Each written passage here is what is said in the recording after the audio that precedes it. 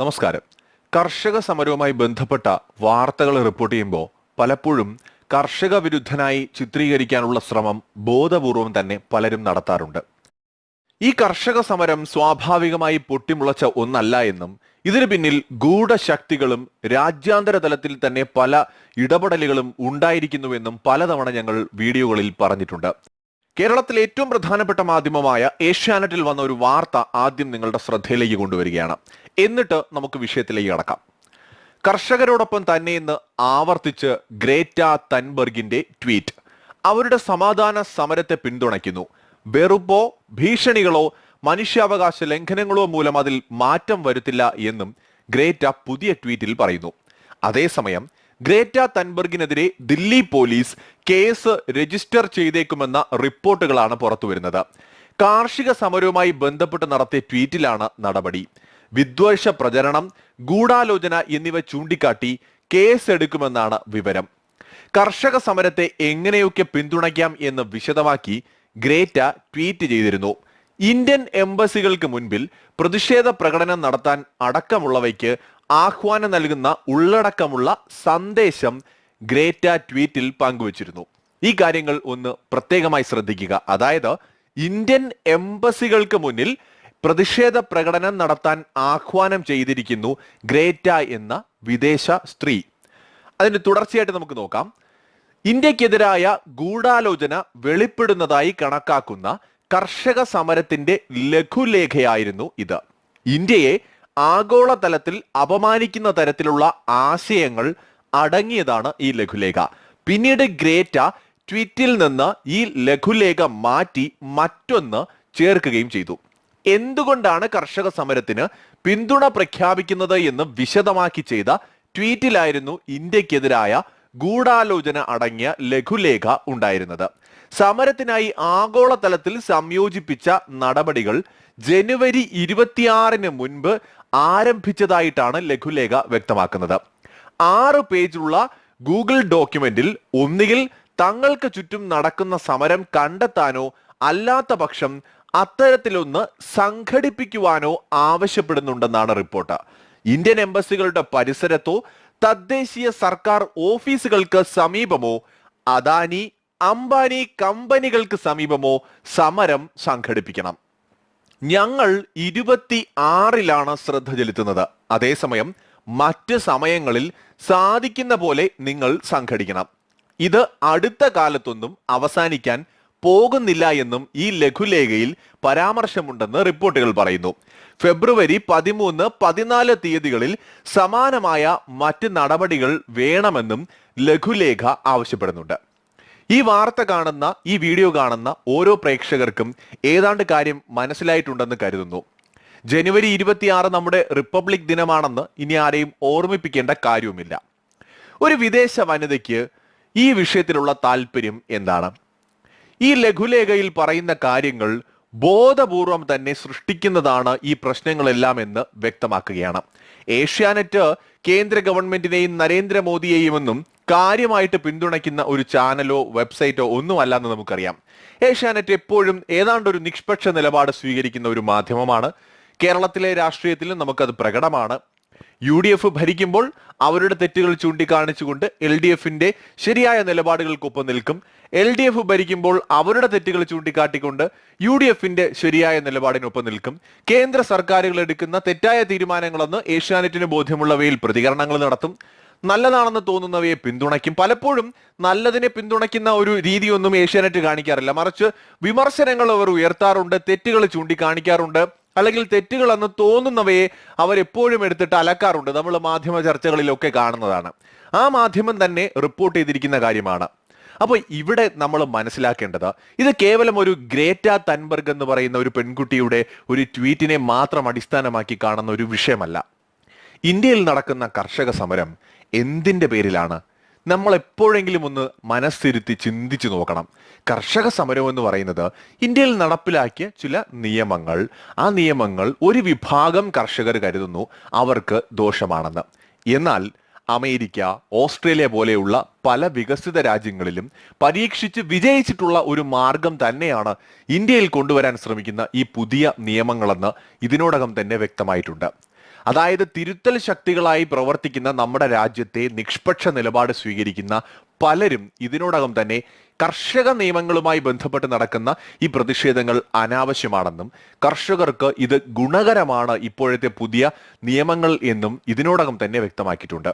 യാതൊരു രാഷ്ട്രീയ പിന്തുണയും ഇല്ലാത്തവരാണ് ഇക്കൂട്ടർ. ഏത് രാഷ്ട്രീയ പാർട്ടിയും വിമർശിക്കാൻ മടിയില്ലാത്തവരാണ്. കേന്ദ്ര ഗവൺമെന്റിന്റെ നയങ്ങളെ വിമർശിക്കുന്നവരാണ്. ഇവിടെ നടക്കുന്നത് എന്താണെന്ന് ചോദിച്ചാൽ എല്ലാ കാര്യങ്ങളെയും ഒരു അവസരമായി നമ്മൾ കാണുന്നു എന്നതാണ്. അതായത് രാഷ്ട്രീയ അഭിപ്രായ വ്യത്യാസങ്ങൾ നമ്മൾ എവിടെയാണോ കാണിക്കേണ്ടത് അവിടെ കാണിക്കാം. പക്ഷെ ഇവിടെ സംഭവിക്കുന്നത് ഭരണകൂടം എന്തൊരു നിലപാട് സ്വീകരിച്ചാലും അതിനെ എതിർക്കുക, ഏത് സമീപനം കൊണ്ടുവന്നാലും അതിനെ എതിർക്കുക, ഏത് പുതിയ നിയമങ്ങൾ നടപ്പാക്കാൻ ശ്രമിച്ചാലും എതിർക്കുക. തീർച്ചയായിട്ടും ഇതിൽ പ്രതിപക്ഷ പാർട്ടികൾക്കോ അല്ലെങ്കിൽ ഇന്ത്യയിലെ ഒരു വിഭാഗം കർഷകർക്കോ ഉള്ളതിനേക്കാൾ കൂടുതൽ വലിയ റോള് വിദേശ ശക്തികൾക്കുണ്ട്. എന്തുകൊണ്ടെന്നാൽ സ്വതന്ത്ര ഇന്ത്യയുടെ ചരിത്രത്തിൽ ഇന്ദിരാഗാന്ധിക്ക് ശേഷം ശക്തമായ ഒരു പ്രധാനമന്ത്രിയാണ് ഇന്ത്യ ഭരിക്കുന്നത് എന്ന കാര്യത്തിൽ ആർക്കും തർക്കമില്ല. മോദിയുടെ ശക്തരായിട്ടുള്ള എതിരാളികൾ പോലും ഈ ഒരു വസ്തുത അംഗീകരിക്കും. കാരണം നരേന്ദ്രമോദി ഒരു ലീഡർ എന്ന നിലയിൽ കരുത്തനാണ്. ജനങ്ങൾക്കിടയിൽ വലിയ സ്വാധീനമുണ്ട്. അതുപോലെ തന്നെ രാഷ്ട്രീയ പാർട്ടിക്കകത്ത് ശക്തമായ സ്വാധീനമുണ്ട്. മോദിയുടെ ഒരു ഇമേജ് അന്താരാഷ്ട്ര തലത്തിലും മികച്ചതായി നിലനിർത്തുന്നുണ്ട്. ഇന്ദിരാഗാന്ധിയുടെ കാലത്തെ കാര്യമെടുത്താൽ ഇന്ത്യ അതുവരെ കണ്ടതിൽ വെച്ച് ഏറ്റവും മികച്ച ഒരു പ്രധാനമന്ത്രിയായിരുന്നു അവർ. അന്താരാഷ്ട്ര വിഷയങ്ങളിൽ ശക്തമായ നിലപാടുകൾ സ്വീകരിച്ചുകൊണ്ട് രാജ്യ താല്പര്യത്തെ സംരക്ഷിച്ചുകൊണ്ട് ദേശീയത ഉയർത്തിപ്പിടിച്ചുകൊണ്ട് മുന്നോട്ട് വന്നൊരു നേതാവായിരുന്നു. ഇന്ദിരാഗാന്ധിക്ക് എന്ത് സംഭവിച്ചു എന്നത് പലവട്ടം നമ്മൾ ചർച്ച ചെയ്തതാണ്. ഇന്ദിരാഗാന്ധിയുടെ മരണം അങ്ങനെ സ്വാഭാവികമല്ലെന്നും ഒരു വീഡിയോയിൽ വിശദമായി തന്നെ നമ്മൾ ചെയ്തിട്ടുണ്ട്. അപ്പോ ഇന്ദിരാഗാന്ധി അന്ന് ആ പലതരത്തിലുള്ള ചാര സംഘടനകളെ ഉപയോഗിച്ചുകൊണ്ട് കുരുക്കിൽപ്പെടുത്തി വധിക്കുവാൻ ലോകത്തെ പല ശക്തികൾക്കും സാധിച്ചു. എന്നാൽ ഇന്നത്തെ ഇന്ത്യ ഇന്ദിരാഗാന്ധി ഭരിച്ചിരുന്ന ഇന്ത്യയല്ല. അവിടെ നിന്നൊക്കെ ഏറെ മുന്നോട്ട് വന്ന ലോകത്തെ അതിശക്തമായ ഒരു രാജ്യമാണ്. ഇവിടെ പ്രധാനമന്ത്രി നരേന്ദ്രമോദിക്കെതിരെയോ ഇന്ത്യയിലെ ഏതെങ്കിലും രാഷ്ട്രീയ നേതാക്കൾക്കെതിരെയോ പണ്ട് കാലങ്ങളിൽ ചെയ്തതുപോലെ ചാര സംഘടനകളെ ഉപയോഗിച്ചുകൊണ്ട് ഒരു ചുക്കും ചെയ്യാൻ പറ്റില്ല എന്നതാണ് വസ്തുത. കാരണം എല്ലാ തരത്തിലും ഇന്ത്യ ശക്തമാണ്. അപ്പോൾ ഇന്ത്യയെ അസ്ഥിരപ്പെടുത്താനായി ഏറ്റവും എളുപ്പം എന്താണ്? രാജ്യത്ത് എപ്പോഴും സംഘർഷങ്ങൾ സൃഷ്ടിക്കുക, ചെറിയ ചെറിയ വിഷയങ്ങളെ ആളിക്കത്തിക്കുക. വിദേശ രാജ്യങ്ങൾക്ക് തീർച്ചയായും ഇതിൽ താല്പര്യമുണ്ട്. പാശ്ചാത്യ രാജ്യങ്ങൾ ഉൾപ്പെടെ ഈ വിഷയത്തിൽ തൽപരരാണ്. കേവലം ചൈനയോ അല്ലെങ്കിൽ പാകിസ്ഥാനോ മാത്രമല്ല. തീർച്ചയായിട്ടും ചൈനയ്ക്കും പാകിസ്ഥാനും ഇന്ത്യയുടെ വളർച്ചയിൽ അസൂയയുണ്ട്. അവർ അസ്വസ്ഥരാണ്. ഈ രാജ്യം ഒരിക്കലും വളരരുത് എന്ന് ആഗ്രഹിക്കുന്നവരുമാണ്. ഇന്ത്യയുടെ വളർച്ച ഒരു കാരണവശാലും പാകിസ്ഥാൻ അംഗീകരിക്കാൻ കഴിയില്ല. അതുകൊണ്ട് തന്നെ അവരുടെ ചാര സംഘടനകളെ ഉപയോഗിച്ചുകൊണ്ടും എല്ലാ ശക്തി ഉപയോഗിച്ചുകൊണ്ടും ഇവിടെ പ്രശ്നങ്ങൾ ഉണ്ടാക്കാൻ ശ്രമിച്ചുകൊണ്ടേയിരിക്കും. കാരണം ഇന്ത്യ കൂടുതൽ കൂടുതൽ ശക്തി ആർജിക്കുമ്പോൾ പാകിസ്ഥാൻ എല്ലാ അർത്ഥത്തിലും നാണം കെടും എന്നു മാത്രമല്ല, പാക് അധീന കാശ്മീരിൽ ഉൾപ്പെടെ പാക് വിരുദ്ധ വികാരം ഉണ്ടാവുകയും ഇന്ത്യൻ യൂണിയനോട് ചേരണമെന്ന ആവശ്യം ശക്തിപ്പെടുകയും ചെയ്യും. ഇപ്പോൾ തന്നെ പാകിസ്ഥാനിലെ പല പ്രവിശ്യകളിലും ജനങ്ങൾക്ക് ഇന്ത്യയോട് വലിയ മതിപ്പുണ്ട്. അതുകൊണ്ട് തന്നെ ചൈനയെ പോലെ അല്ലെങ്കിൽ അമേരിക്കയെ പോലെ കൂടുതൽ സാമ്പത്തിക ശക്തിയായിട്ടൊക്കെ ഇന്ത്യ വളർന്നാൽ അത് പാകിസ്ഥാന് വലിയ പ്രഹരമാണ് നൽകുക. അതോടൊപ്പം തന്നെ ഒരു കാലത്ത് ഇന്ത്യ അടക്കി ഭരിച്ചിരുന്ന സായിപ്പന്മാരുടെ കുടുംബത്തിൽപ്പെട്ട ശതകോടീശ്വരന്മാർക്ക്, ചില NGOകൾക്കൊക്കെ ഇന്ത്യയുടെ വളർച്ചയിലും ഇന്ത്യ ശക്തമായി മാറുന്നതിലും ഒരിക്കലും സഹിക്കാൻ കഴിയില്ല. അവർക്ക് കടുത്ത വിയോജിപ്പ് ഇക്കാര്യത്തിലുണ്ട്. അതുകൊണ്ട് തന്നെ ലോകത്തെ പലരെയും ഉപയോഗിച്ചുകൊണ്ട്, പല ടൂളുകളും ഉപയോഗിച്ചുകൊണ്ട് ഇവർ ഇന്ത്യക്കെതിരെ കളിച്ചുകൊണ്ടേയിരിക്കും. ഈ ഗ്രേറ്റ തൻബർഗിന്റെ കാര്യം തന്നെ എടുക്കാം. ഇവരൊരു ആക്ടിവിസ്റ്റ് ആണ്. ഇവര് നാഷണാലിറ്റി അമേരിക്കൻ ആണ്. ഇവരൊരു സ്വീഡിഷ് എൻവയോൺമെന്റ് ആക്ടിവിസ്റ്റ് ആയിട്ടാണ് അറിയപ്പെടുന്നത്. ഇന്റർനാഷണൽ ലെവലിൽ തന്നെ ഇവർ വളരെ പ്രശസ്തിയായ ഒരു പെൺകുട്ടിയാണ്. 2003 ജനിച്ച ഈ പെൺകുട്ടിക്ക് 18 വയസ്സ് മാത്രമാണ് പ്രായമുള്ളത്. അമേരിക്കൻ പ്രസിഡന്റ് ഡൊണാൾഡ് ട്രംപിനെതിരെ സോഷ്യൽ മീഡിയയിൽ ഒരു വലിയ എതിർവികാരം ഉണ്ടാകുന്നതിന് കാരണക്കാരിയായതും ഇവരാണ്. ഈ പെൺകുട്ടിയും ട്രംപും തമ്മിൽ നടന്ന ചില സോഷ്യൽ മീഡിയ പരാമർശങ്ങളും വാക്ക് തർക്കങ്ങളും പിന്നീട് ട്രംപിന് വലിയ രീതിയിൽ തിരിച്ചടിയായിട്ടുണ്ട് എന്ന് ഇതിനോടകം തന്നെ വ്യക്തമായതാണ്. അപ്പോ തീർച്ചയായിട്ടും ഇവരുടെയൊക്കെ തന്നെ നിലനിൽപ്പിന് പിന്നിൽ വളരെ നിഗൂഢമായ ചില ശക്തികളുടെ തൽപര കക്ഷികളുടെ പ്രവർത്തനങ്ങളുണ്ട്. ഇന്ത്യ ഉൾപ്പെടെയുള്ള രാജ്യങ്ങളിൽ ഇവർ പ്രത്യേകമായി നോട്ട് ചെയ്തിരിക്കുന്ന ചില രാജ്യങ്ങൾ, ചില ഭരണകർത്താക്കൾ ഇവരെയൊക്കെ തന്നെ താഴെ ഇറക്കുക, ഈ രാജ്യങ്ങളിൽ അസ്വസ്ഥതകൾ സൃഷ്ടിക്കുക, വളരാൻ അനുവദിക്കാതിരിക്കുക എന്നിങ്ങനെയുള്ള സ്ട്രാറ്റജികൾ പല വിദേശ രാജ്യങ്ങളും ശക്തികളും എല്ലാ കാലവും തീർച്ചയായും നടപ്പാക്കാൻ ശ്രമിച്ചിട്ടുണ്ട്. ഒരു പരിധിവരെ ഇന്ത്യ ഇതിനെയൊക്കെ തടയുകയും അതിജീവിക്കുകയും ചെയ്യുമ്പോൾ തന്നെ ഇന്നത്തെ ഈ ആധുനിക കാലഘട്ടത്തിൽ ഇന്റർനെറ്റും സോഷ്യൽ മീഡിയയും ഒക്കെ അതിരുകളില്ലാതെ നിറഞ്ഞു നിൽക്കുന്ന ഈ ലോകത്ത് പരിമിതികൾ ഏറെയുണ്ട് എന്നതാണ് വാസ്തവം.